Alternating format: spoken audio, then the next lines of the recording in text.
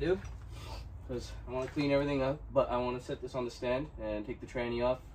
So what I'm doing right now is removing the flywheel, the flywheel bolts.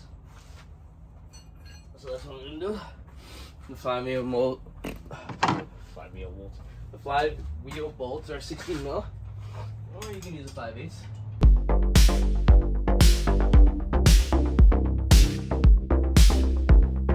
Lights are glowing bright, city's alive tonight, dancing till we ignite, heartbeats in the night, colors roll and blend, music never ends, lost in moments we send.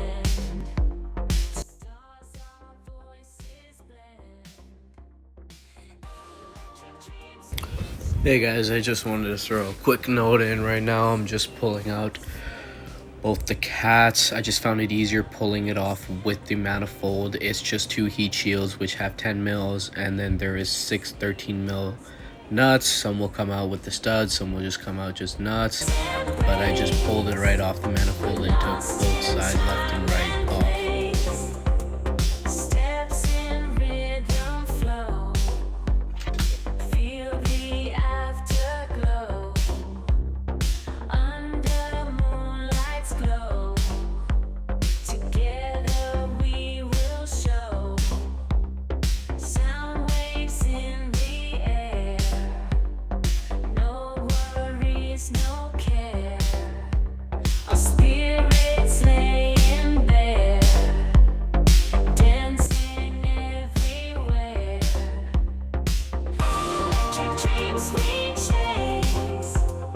Hey guys, back again for the update. So in this scene, I'm just pulling out all the tranny bolts. I believe they are the M12 inverted 12-point sockets. Do remember where they go when you take them off, because some are long, some are short. I did remove the 2 that go to the starter and left the starter on the engine itself. We'll be dealing with that after, but I believe there's 6 or 7 tranny bolts. Once they all come off, then the tranny should split. Also, I did remove the tranny cooler lines going from the front to the back. It's just 2 10 mils and a 13 mil going to the cooler front entrance port, I guess, for the tranny. I just took that off and unbolted it and just took the lines away. And then, yeah, that's most of it. You see me doing it right there.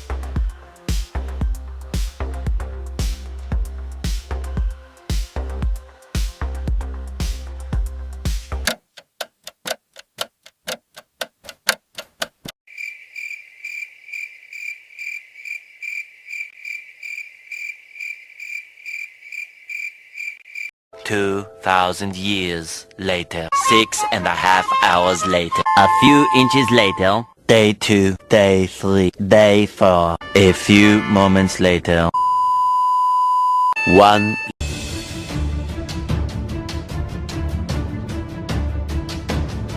Dobby is free.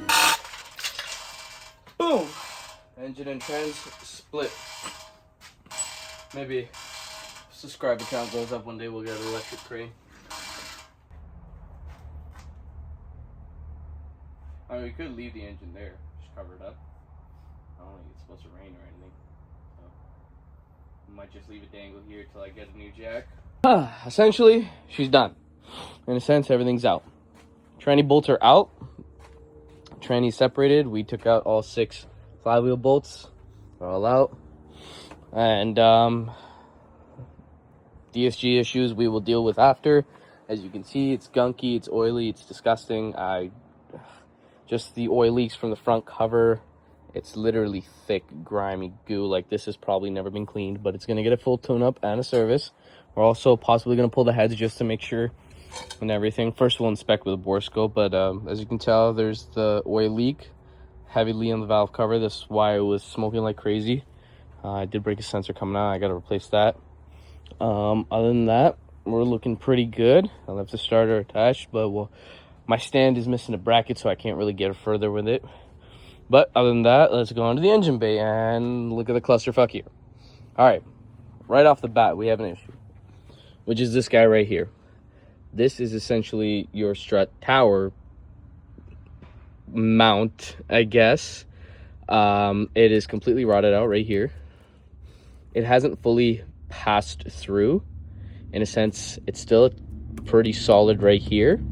From here to like right there, or we'll go half down. Right there, it's pretty solid. This bracket itself with this is actually selling on ECS tuning for, I think, $1,100.